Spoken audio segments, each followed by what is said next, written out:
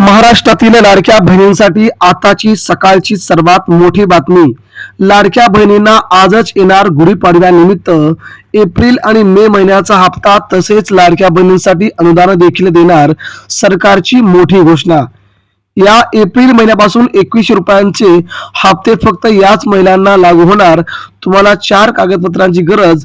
गुढीपाडवा भेट लाडक्या बहिणींसाठी आदिती तटकरे यांची सर्वात मोठी आज संध्याकाळी घोषणा. बघूया काय आहे महत्वाची बातमी लाडक्या बहिणींसाठी.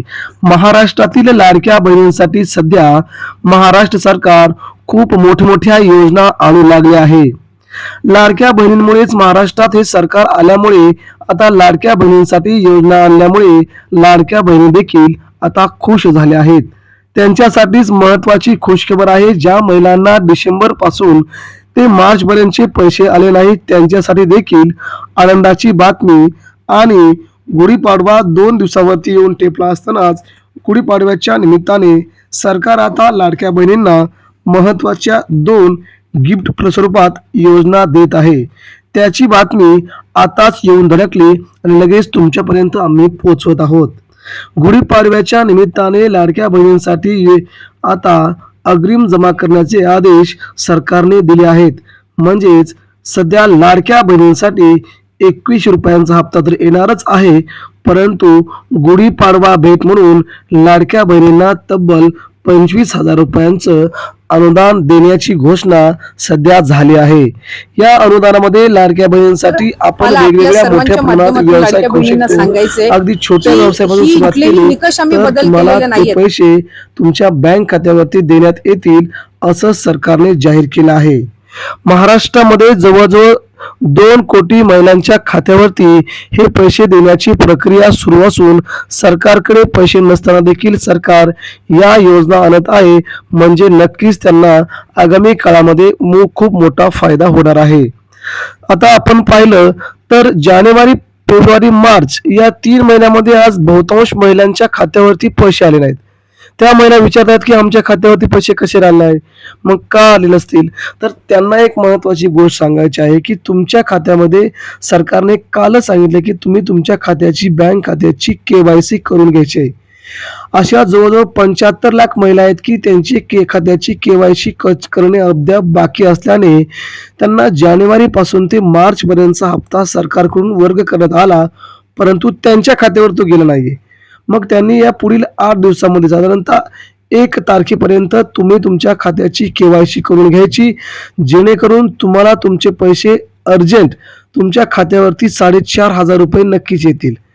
ते मिळवण्यासाठी तुम्हाला काय करायचंय, मग बँकेत जायचंय. शिडिंग पण तुमचं बघायचं आहे की नाही, कारण की दर 6 महिन्यानंतर तुमचं बँकेचं शिडिंग देखील आपोआप नष्ट होऊ शकतं जर तुमच्या खात्यावरती जर पैसे नसतील तर.